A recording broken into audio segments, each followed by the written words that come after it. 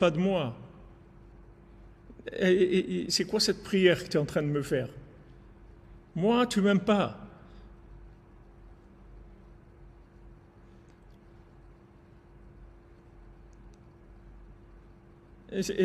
Sif Totav, ses lèvres, elles parlent. Son cœur, il est loin de moi. C'est quoi? Tu fais les mitzvot parce que tu as compris avec ton cerveau que si tu ne fais pas les mitzvot, alors tu vas être à côté complètement de la vie et puis ça risque de te coûter cher aussi, dans ce monde et dans l'autre. Donc tu as une certaine crainte qui n'est pas une vraie crainte en fait. C'est une crainte tombée, c'est plus une peur qu'une crainte et une recherche de la tranquillité aussi. C'est-à-dire que voilà, et maintenant je fais ce que j'ai à faire, je fais mon devoir et maintenant vous me laissez tranquille. Mais justement, Hachem, tout ce qu'il t'a donné, c'est pour pas que pour pas que tu sois tranquille, c'est-à-dire pour pas que tu le laisses tranquille, pour que tu sois avec lui, pour que tu sois avec lui. Souvent, les enfants, quand ils jouent, alors ils veulent pas. Il y a toujours un petit frère ou une petite sœur qui veut venir avec, et ils n'aiment pas ça. Ils disent, mais pourquoi tu viens? Laisse-nous tranquilles, nous c'est les grands, on va faire nos... Ouais, mais je veux venir avec vous, je veux jouer avec... Non, non, non, tu peux pas venir jouer avec nous, ça c'est, on veut pas de toi, etc. Ça fait mal quand on vit des choses comme ça. En tant qu'enfant, ça nous fait mal, parce que nous, on admire les grands. On croit que les grands, c'est la référence. Et on a envie d'être avec eux. Et ils nous jettent. Ils nous jettent parce qu'ils ont envie de faire leur truc tout seul. Et ça, on va être un boulet pour eux, on va être un trouble-fait. Parce qu'au milieu, on peut être fatigué, on peut avoir faim ou on peut avoir besoin de quelque chose, ça va les déranger.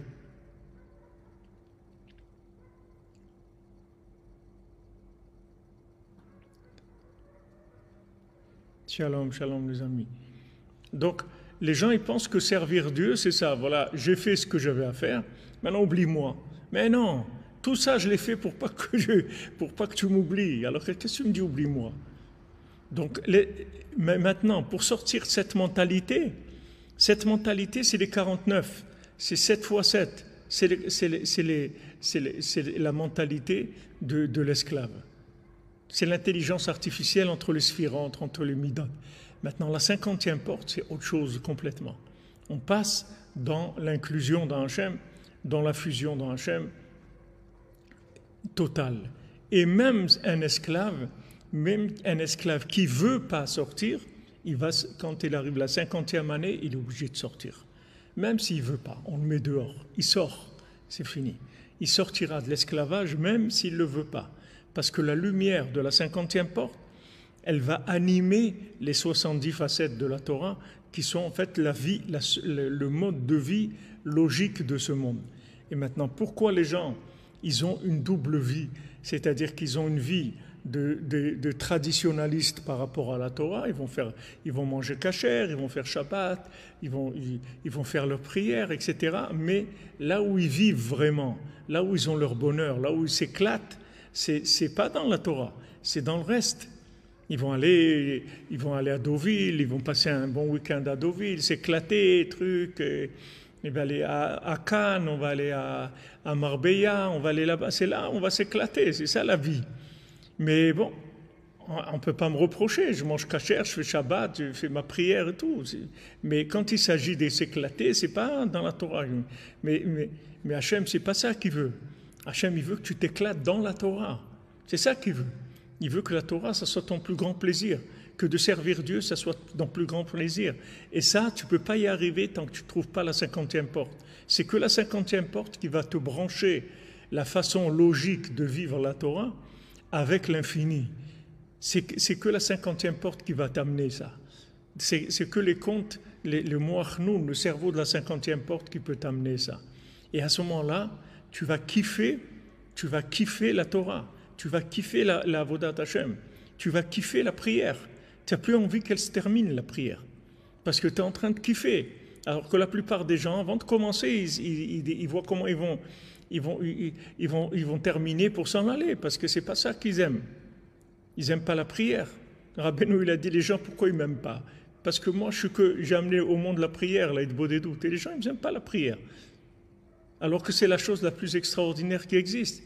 La prière, c'est la maison d'Hachem, c'est la rencontre avec Hachem. C'est la fusion entre ce monde et l'autre. C'est extraordinaire la prière. Bien sûr que c'est un lien. La 50e porte de l'impureté. Bien sûr.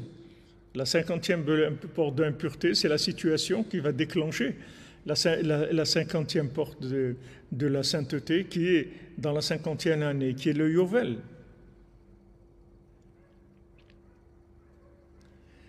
Voilà les fonctionnaires de la Torah, exactement. Les fonctionnaires, les traditionalistes, les fonctionnaires. Ah, l'heure, c'est l'heure. Ah oui, à 8 heures, on est là, on bosse au PTT. À 5 heures moins 5, on commence à plier bagages et on s'en va. Il n'est pas question de faire des heures sup. Pas question. Cette mentalité, c'est une mentalité d'esclave. C'est une mentalité d'esclave. Vous voyez un patron, il n'a pas d'heure. Un patron, il travaille le jour, la nuit, il n'a pas d'heure. Il va travailler jusqu'à épuisement total. Il n'a pas d'heure. Pourquoi? Parce qu'il vit son business, il le vit. C'est sa vie, son business. Il n'est pas esclave. Il vit son business. Donc il va aller très très loin dans son investissement. Donc maintenant, si vous voulez,